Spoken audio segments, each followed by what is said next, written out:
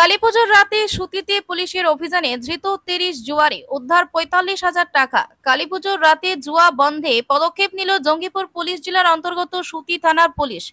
বৃহস্পতিবার গভীর রাতে সুতির বিভিন্ন এলাকায় একাধিক জুয়ার আসরে হানা দেয় পুলিশ। অভিযানে মোট প্রায় ৩০ জনকে গ্রেপ্তার করা হয়। ধৃতদের কাছ থেকে ৪৫,০০০ টাকা নগদ উদ্ধার হয়েছে বলে পুলিশ সূত্রে জানা গিয়েছে। সূত্রের খবর, কালীপুজোর রাতে সুতি ও আশপাশের এলাকায় গোপনে জুয়ার আসর বসার খবর গোপন সূত্রে পেয়ে এলাকাগুলোতে অভিযান চালানো হয়।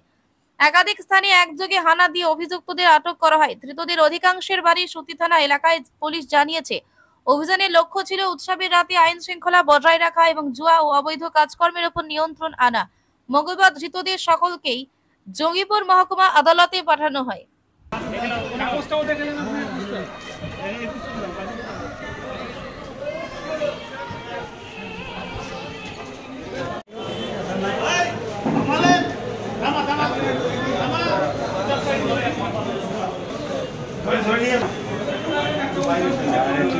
হয়ে গেল